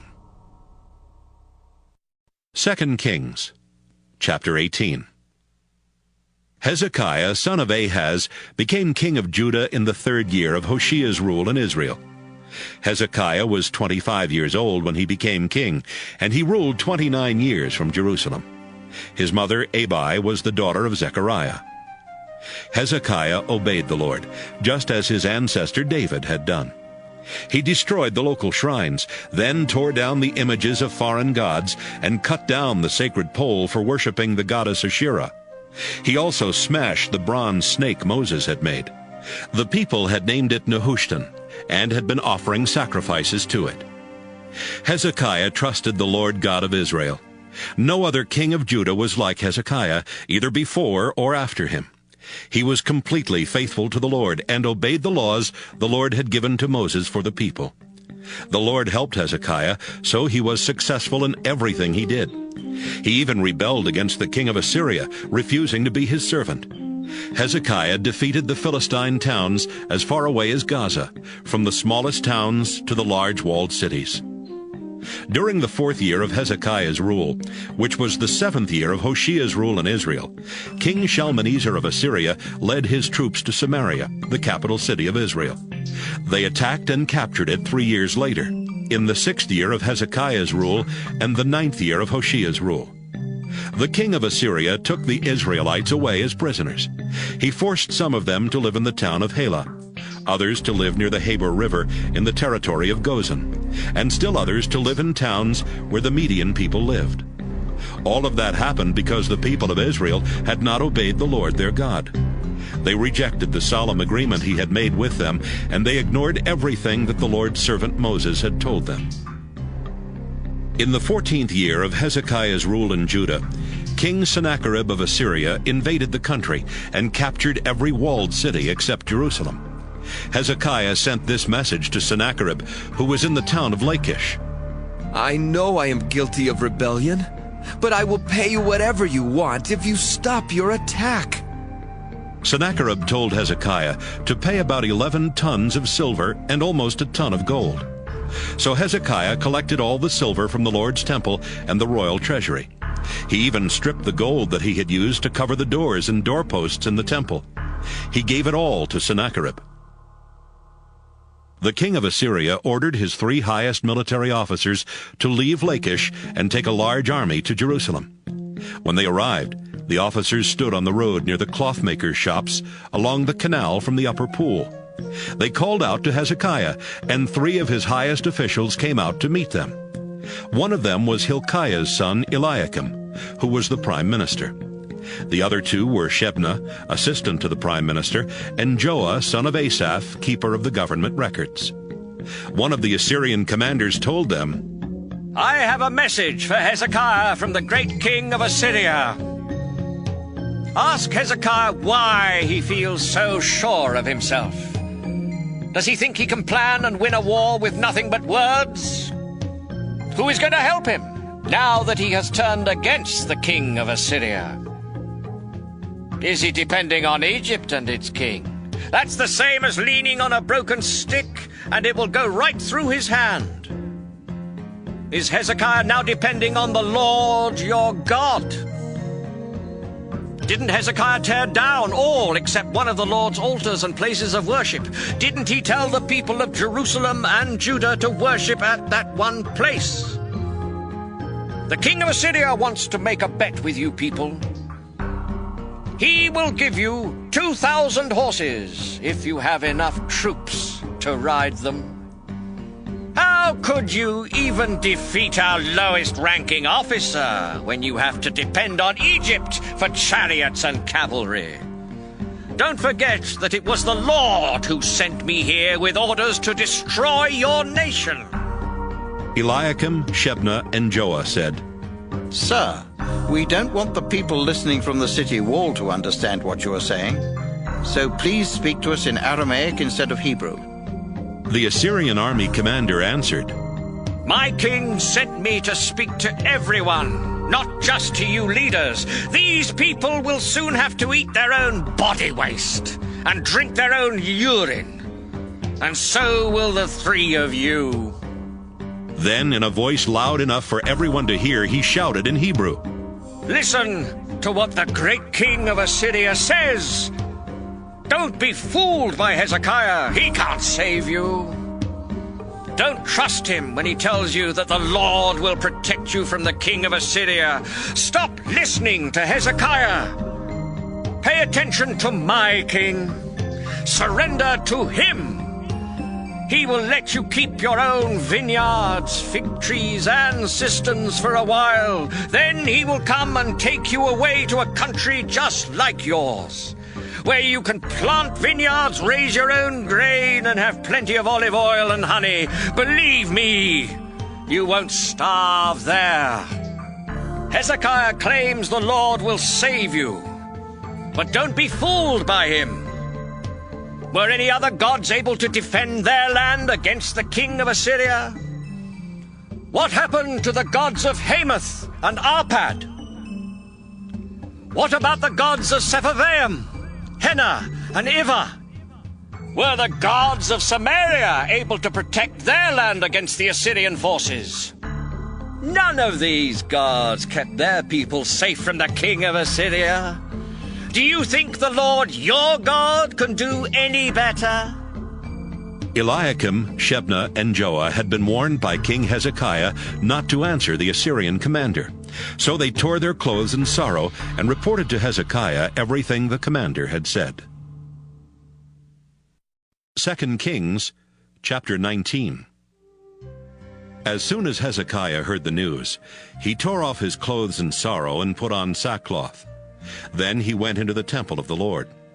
He told Prime Minister Eliakim, Assistant Prime Minister Shebna, and the senior priests to dress in sackcloth and tell the prophet Isaiah, These are difficult and disgraceful times. Our nation is like a woman too weak to give birth when it's time for her baby to be born. Please pray for those of us who are left alive. The king of Assyria sent his army commander to insult the living God. Perhaps the Lord heard what he said and will do something if you will pray. When the leaders went to Isaiah, he told them that the Lord had this message for Hezekiah. I am the Lord. Don't worry about the insulting things that have been said about me by these messengers from the king of Assyria. I will upset him with rumors about what's happening in his own country. He will go back, and there I will make him die a violent death. Meanwhile, the commander of the Assyrian forces heard that his king had left the town of Lachish and was now attacking Libnah, so he went there. About this same time, the king of Assyria learned that King Tirhakah of Ethiopia was on his way to attack him. Then the king of Assyria sent some messengers with this note for Hezekiah. Don't trust your God or be fooled by his promise to defend Jerusalem against me.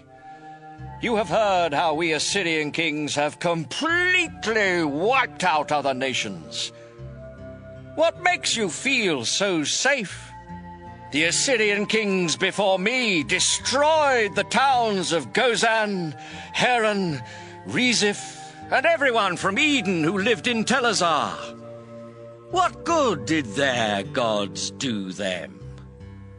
The kings of Hamath, Arpad, Sepharvaim, Henna, and Ivah have all disappeared. After Hezekiah had read the note from the king of Assyria, he took it to the temple and spread it out for the Lord to see. He prayed, Lord God of Israel, your throne is above the winged creatures. You created the heavens and the earth, and you alone rule the kingdoms of this world. But just look how Sennacherib has insulted you, the living God. It is true, our Lord, that Assyrian kings have turned nations into deserts. They destroyed the idols of wood and stone that the people of those nations have made and worshipped. But you are our Lord and our God. We ask you to keep us safe from the Assyrian king. Then everyone in every kingdom on earth will know that you are the only God. Isaiah went to Hezekiah and told him that the Lord God of Israel had said, Hezekiah, I heard your prayer about King Sennacherib of Assyria. Now this is what I say to that king. The people of Jerusalem hate and make fun of you. They laugh behind your back. Sennacherib, you cursed, shouted, and sneered at me, the holy God of Israel. You let your officials insult me, the Lord. And here is what you have said about yourself. I led my chariots to the highest heights of Lebanon's mountains. I went deep into its forests, cutting down the best cedar and cypress trees. I dried up every stream in the land of Egypt, and I drank water from wells I had dug. Sennacherib, now listen to me, the Lord. I planned all this long ago. And you don't even realize that I alone am the one who decided that you would do these things. I let you make ruins of fortified cities. Their people became weak, terribly confused. They were like wild flowers or tender young grass growing on a flat roof, scorched before it matures. I know all about you, even how fiercely angry you are with me. I have seen your pride and the tremendous hatred you have for me. Now I will put a hook in your nose, a bit in your mouth. Then I will send you back to where you came from.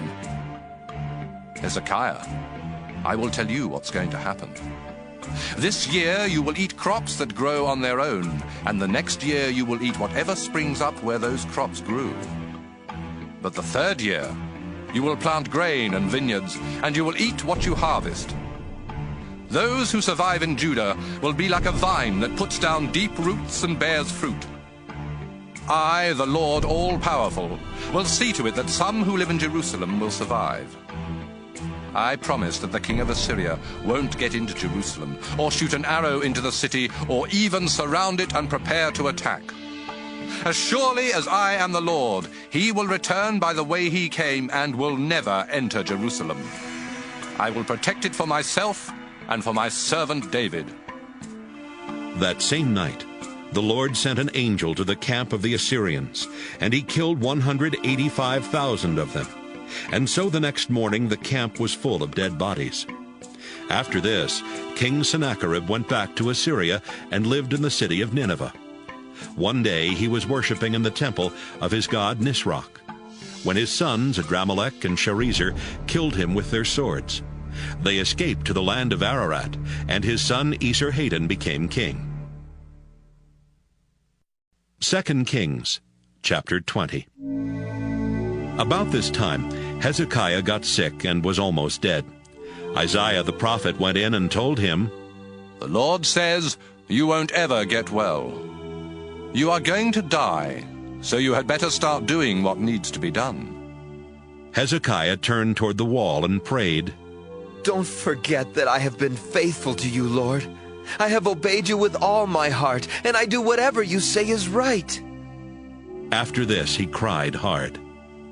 Before Isaiah got to the middle court of the palace, the Lord sent him back to Hezekiah with this message. Hezekiah, you are the ruler of my people, and I am the Lord God who was worshipped by your ancestor David. I heard you pray, and I saw you cry. I will heal you, so that 3 days from now you will be able to worship in my temple.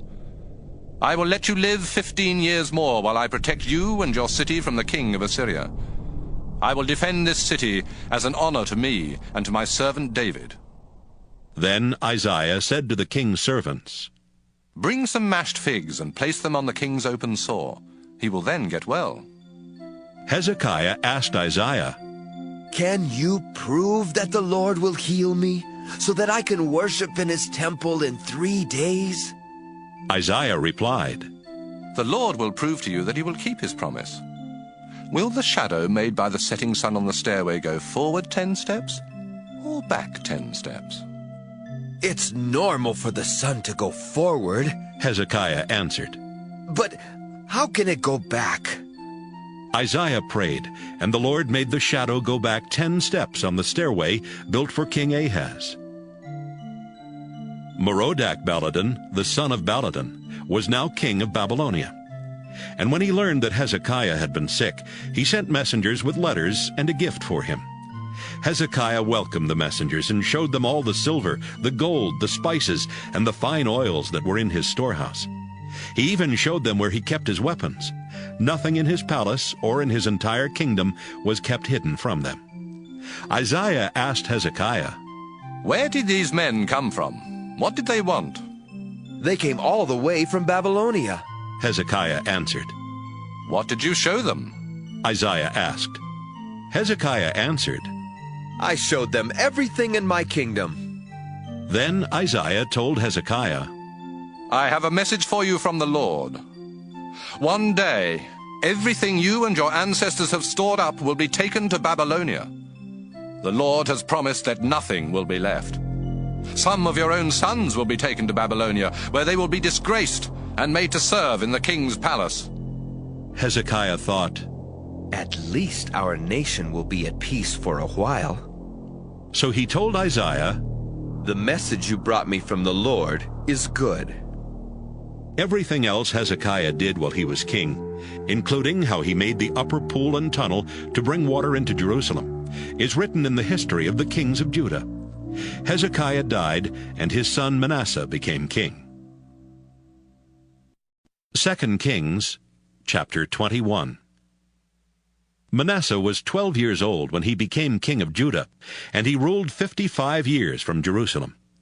His mother was Hephzibah.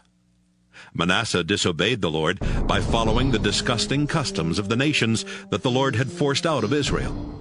He rebuilt the local shrines that his father Hezekiah had torn down.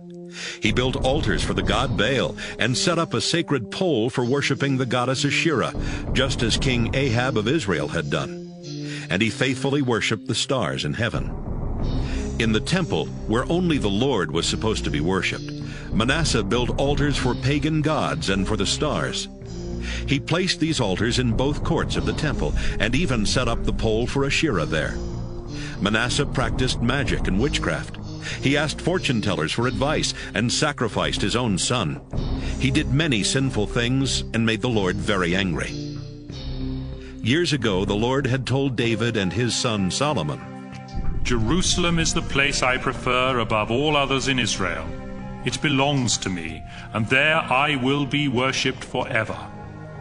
If my people will faithfully obey all the commands in the law of my servant Moses, I will never make them leave the land I gave to their ancestors." But the people of Judah disobeyed the Lord. They listened to Manasseh and did even more sinful things than the nations the Lord had wiped out. One day, the Lord said to some of his prophets, "King Manasseh has done more disgusting things than the Amorites, and he has led my people to sin by forcing them to worship his idols. Now I, the Lord God of Israel, will destroy both Jerusalem and Judah. People will hear about it, but won't believe it. Jerusalem is as sinful as Ahab and the people of Samaria were. So I will wipe out Jerusalem and be done with it, just as someone wipes water off a plate and turns it over to dry. I will even get rid of my people who survive. They will be defeated and robbed by their enemies. My people have done what I hate and have not stopped making me angry since their ancestors left Egypt." Manasseh was guilty of causing the people of Judah to sin and disobey the Lord. He also refused to protect innocent people. He even let so many of them be killed that their blood filled the streets of Jerusalem. Everything else Manasseh did while he was king, including his terrible sins, is written in the history of the kings of Judah. He died and was buried in Uzzah garden near his palace, and his son Amon became king. Amon was 22 years old when he became king of Judah, and he ruled from Jerusalem for 2 years. His mother, Meshullemeth, was the daughter of Harus from Jotbah. Amon disobeyed the Lord, just as his father Manasseh had done. Amon worshipped the idols Manasseh had made and refused to be faithful to the Lord, the God his ancestors had worshipped. Some of Ammon's officials plotted against him and killed him in his palace. He was buried in Uzzah garden. Soon after that, the people of Judah killed the murderers of Ammon. Then they made his son Josiah king. Everything else Ammon did while he was king is written in the history of the kings of Judah.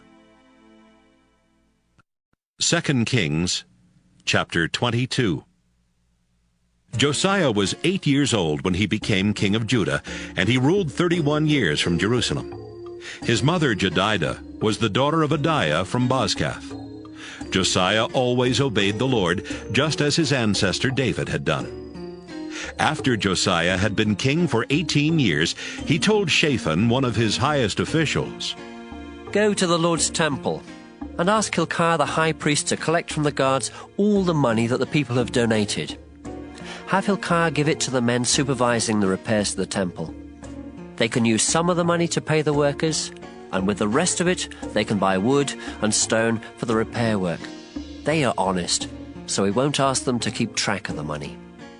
While Shaphan was at the temple, Hilkiah handed him a book and said, "Look what I found here in the temple, the book of God's law." Shaphan read it, then went back to Josiah and reported, "Your officials collected the money in the temple and gave it to the men supervising the repairs. But there's something else, Your Majesty. The priest Hilkiah gave me this book." Then Shaphan read it out loud. When Josiah heard what was in the book of God's law, he tore his clothes in sorrow. At once he called together Hilkiah, Shaphan, Ahikam son of Shaphan, Achbor son of Micaiah, and his own servant Asaiah. He said, "The Lord must be furious with me and everyone else in Judah, because our ancestors did not obey the laws written in this book. Go, find out what the Lord wants us to do." The 5 men left right away and went to talk with Huldah the prophet. Her husband was Shallum, who was in charge of the king's clothes. Huldah lived in the northern part of Jerusalem, and when they met in her home, she said, "You were sent here by King Josiah, and this is what the Lord God of Israel says to him. Josiah, I am the Lord, and I will see to it that this country and everyone living in it will be destroyed. It will happen just as this book says. The people of Judah have rejected me. They have offered sacrifices to foreign gods and have worshipped their own idols. I cannot stand it any longer. I am furious. Josiah, listen to what I am going to do. I noticed how sad you were when you read that this country and its people would be completely wiped out. You even tore your clothes in sorrow, and I heard you cry. So I will let you die in peace before I destroy this place." The men left and took Huldah's answer back to Josiah. 2 Kings, chapter 23. King Josiah called together the older leaders of Judah and Jerusalem. Then he went to the Lord's temple, together with the people of Judah and Jerusalem, the priests and the prophets. Finally, when everybody was there, he read aloud the book of God's law that had been found in the temple. After Josiah had finished reading, he stood by one of the columns. He asked the people to promise in the Lord's name to faithfully obey the Lord and to follow his commands. The people agreed to do everything written in the book. Josiah told Hilkiah the priest, the assistant priests, and the guards at the temple door to go into the temple and bring out the things used to worship Baal, Asherah, and the stars. Josiah had these things burned in Kidron Valley, just outside Jerusalem, and he had the ashes carried away to the town of Bethel. Josiah also got rid of the pagan priests at the local shrines in Judah and around Jerusalem. These were the men that the kings of Judah had appointed to offer sacrifices to Baal and to the sun, moon, and stars. Josiah had the sacred pole for Asherah brought out of the temple and taken to Kidron Valley, where it was burned. He then had its ashes ground into dust and scattered over the public cemetery there. He had the buildings torn down where the male prostitutes lived next to the temple, and where the women wove sacred robes for the idol of Asherah. In almost every town in Judah, priests had been offering sacrifices to the Lord at local shrines. Josiah brought these priests to Jerusalem and had their shrines made unfit for worship, every shrine from Geba just north of Jerusalem to Beersheba in the south. He even tore down the shrine at Beersheba that was just to the left of Joshua Gate, which was named after the highest official of the city. Those local priests could not serve at the Lord's altar in Jerusalem, but they were allowed to eat sacred bread, just like the priests from Jerusalem. Josiah sent some men to Hinnom Valley just outside Jerusalem with orders to make the altar there unfit for worship. That way people could no longer use it for sacrificing their children to the god Molech. He also got rid of the horses that the kings of Judah used in their ceremonies to worship the sun, and he destroyed the chariots along with them. The horses had been kept near the entrance to the Lord's temple, in a courtyard close to where an official named Nathan-Melech lived. Some of the kings of Judah, especially Manasseh, had built altars in the two courts of the temple and in the room that Ahaz had built on the palace roof. Josiah had these altars torn down and smashed to pieces, and he had the pieces thrown into Kidron Valley just outside Jerusalem. After that, he closed down the shrines that Solomon had built east of Jerusalem and south of Spoil Hill to honor Astarte, the disgusting goddess of Sidon, Chemosh, the disgusting god of Moab, and Milcom, the disgusting god of Ammon. He tore down the stone images of foreign gods and cut down the sacred pole used in the worship of Asherah. Then he had the whole area covered with human bones. But Josiah was not finished yet. At Bethel, he destroyed the shrine and the altar that Jeroboam son of Nebat had built and that had caused the Israelites to sin. Josiah had the shrine and the Asherah pole burned and ground into dust. As he looked around, he saw graves on the hillside. He had the bones in them dug up and burned on the altar so that it could no longer be used. This happened just as God's prophet had said when Jeroboam was standing at the altar celebrating a festival. Then Josiah saw the grave of the prophet who had said this would happen, and he asked, "Whose grave is that?" Some people who lived nearby answered, "It belongs to the prophet from Judah who told what would happen to this altar." Josiah replied, "Then leave it alone. Don't dig up his bones." So they did not disturb his bones, or the bones of the old prophet from Israel, who had also been buried there. Some of the Israelite kings had made the Lord angry by building pagan shrines all over Israel. So Josiah sent troops to destroy these shrines, just as he had done to the one in Bethel. He killed the priests who served at them and burned their bones on the altars. After all that, Josiah went back to Jerusalem. Josiah told the people of Judah, "Celebrate Passover in honor of the Lord your God, just as it says in the book of God's law." This festival had not been celebrated in this way since kings ruled Israel and Judah. But in Josiah's 18th year as king of Judah, everyone came to Jerusalem to celebrate Passover. Josiah got rid of every disgusting person and thing in Judah and Jerusalem, including magicians, fortune-tellers, and idols. He did his best to obey every law written in the book that the priest Hilkiah found in the Lord's temple. No other king before or after Josiah tried as hard as he did to obey the law of Moses. But the Lord was still furious with the people of Judah because Manasseh had done so many things to make him angry. The Lord said, "I will desert the people of Judah, just as I deserted the people of Israel. I will reject Jerusalem, even though I chose it to be mine. and I will abandon this temple built to honor me. Everything else Josiah did while he was king is written in the history of the kings of Judah. During Josiah's rule, King Necho of Egypt led his army north to the Euphrates River to help the king of Assyria. Josiah led his troops north to fight Necho, but when they met in battle at Megiddo, Josiah was killed. A few of Josiah's servants put his body in a chariot and took it back to Jerusalem, where they buried it in his own tomb. Then the people of Judah found his son Jehoahaz and poured olive oil on his head to show that he was their new king. Jehoahaz was 23 years old when he became king of Judah, and he ruled from Jerusalem only 3 months. His mother Hamutal was the daughter of Jeremiah from Libnah. Jehoahaz disobeyed the Lord just as some of his ancestors had done. King Necho of Egypt had Jehoahaz arrested and put in prison at Riblah near Hamath. Then he forced the people of Judah to pay him almost 4 tons of silver and about 75 pounds of gold as taxes. Necho appointed Josiah's son Eliakim king of Judah and changed his name to Jehoiakim. He took Jehoahaz as a prisoner to Egypt, where he died. Jehoiakim forced the people of Judah to pay higher taxes so he could give Necho the silver and gold he demanded.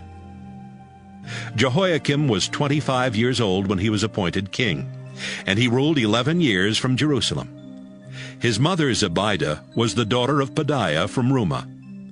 Jehoiakim disobeyed the Lord by following the example of his ancestors.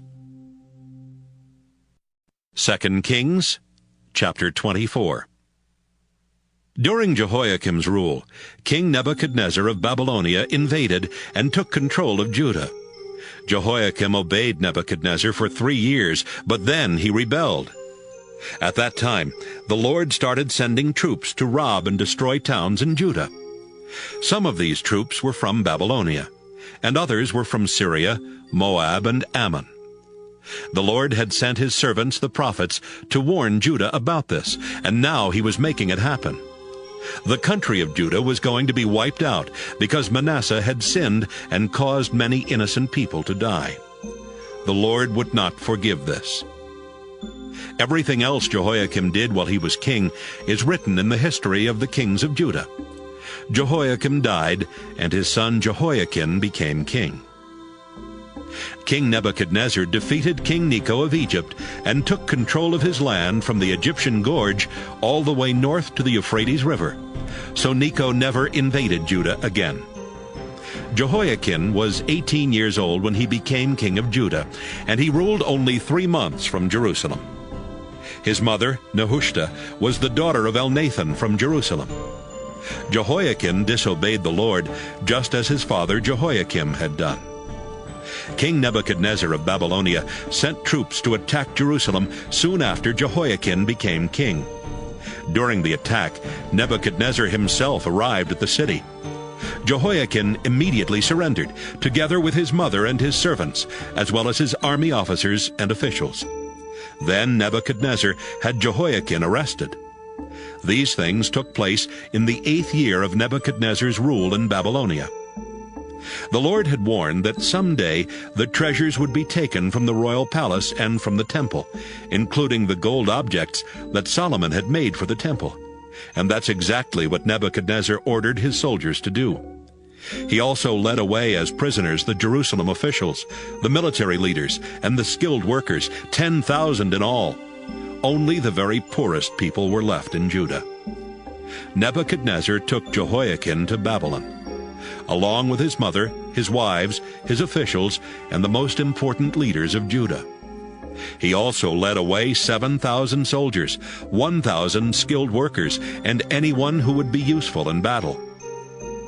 Then Nebuchadnezzar appointed Jehoiakim's uncle Mattaniah king of Judah and changed his name to Zedekiah. Zedekiah was 21 years old when he was appointed king of Judah, and he ruled from Jerusalem for 11 years.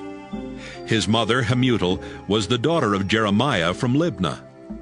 Zedekiah disobeyed the Lord, just as Jehoiakim had done. It was Zedekiah who finally rebelled against Nebuchadnezzar.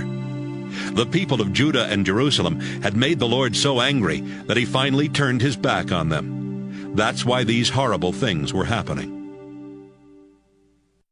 2 Kings, chapter 25. In Zedekiah's 9th year as king, on the 10th day of the 10th month, King Nebuchadnezzar of Babylonia led his entire army to attack Jerusalem. The troops set up camp outside the city and built ramps up to the city walls. After a year and a half, all the food in Jerusalem was gone. Then, on the 9th day of the 4th month, the Babylonian troops broke through the city wall. That same night, Zedekiah and his soldiers tried to escape through the gate near the royal garden, even though they knew the enemy had the city surrounded. They headed toward the desert, but the Babylonian troops caught up with them near Jericho. They arrested Zedekiah, but his soldiers scattered in every direction. Zedekiah was taken to Riblah, where Nebuchadnezzar put him on trial and found him guilty. Zedekiah's sons were killed right in front of him. His eyes were then poked out, and he was put in chains and dragged off to Babylon. About a month later, in Nebuchadnezzar's 19th year as king, Nebuzaradan, who was his official in charge of the guards, arrived in Jerusalem. Nebuzaradan burned down the Lord's temple, the king's palace, and every important building in the city, as well as all the houses. Then he ordered the Babylonian soldiers to break down the walls around Jerusalem. He led away as prisoners the people left in the city, including those who had become loyal to Nebuchadnezzar. Only some of the poorest people were left behind to work the vineyards and the fields. The Babylonian soldiers took the 2 bronze columns that stood in front of the temple, the 10 movable bronze stands, and the large bronze bowl called the Sea. They broke them into pieces so they could take the bronze to Babylonia. They carried off the bronze things used for worship at the temple, including the pans for hot ashes, and the shovels, snuffers, and also the dishes for incense, as well as the fire pans and the sprinkling bowls. Nebuzaradan ordered his soldiers to take everything made of gold or silver. The pile of bronze from the columns, the stands, and the large bowl that Solomon had made for the temple was too large to be weighed. Each column had been 27 feet tall, with a bronze cap 4.5 feet high. These caps were decorated with bronze designs, some of them like chains and others like pomegranates. Next, Nebuzaradan arrested Sariah the chief priest, Zephaniah his assistant, and 3 temple officials. Then he arrested one of the army commanders, the king's 5 personal advisors, and the officer in charge of gathering the troops for battle. He also found 60 more soldiers who were still in Jerusalem. Nebuzaradan led them all to Riblah near Hamath, where Nebuchadnezzar had them killed. The people of Judah no longer lived in their own country. King Nebuchadnezzar appointed Gedaliah, son of Ahikam, to rule the few people still living in Judah. When the army officers and troops heard that Gedaliah was their ruler, the officers met with him at Mizpah. These men were Ishmael, son of Nethaniah, Johanan, son of Kareah, Sariah, son of Tanhumeth from Netophah, and Jaazaniah from Maacah. Gedaliah said to them, "Everything will be fine, I promise. We don't need to be afraid of the Babylonian rulers if we live here peacefully and do what Nebuchadnezzar says." Ishmael was from the royal family, and about 2 months after Gedaliah began his rule, Ishmael and 10 other men went to Mizpah. They killed Gedaliah and his officials, including those from Judah and those from Babylonia. After that, the army officers and all the people in Mizpah, whether important or not, were afraid of what the Babylonians might do. So they left Judah and went to Egypt. Jehoiakim was a prisoner in Babylon for 37 years. Then Evil-Merodach became king of Babylonia, and in the 1st year of his rule, on the 27th day of the 12th month, he let Jehoiakim out of prison. Evil-Merodach was kind to Jehoiakim and honored him more than any of the other kings held prisoner there. Jehoiakim was even allowed to wear regular clothes, and he ate at the king's table every day. As long as Jehoiakim lived, he was paid a daily allowance to buy whatever he needed.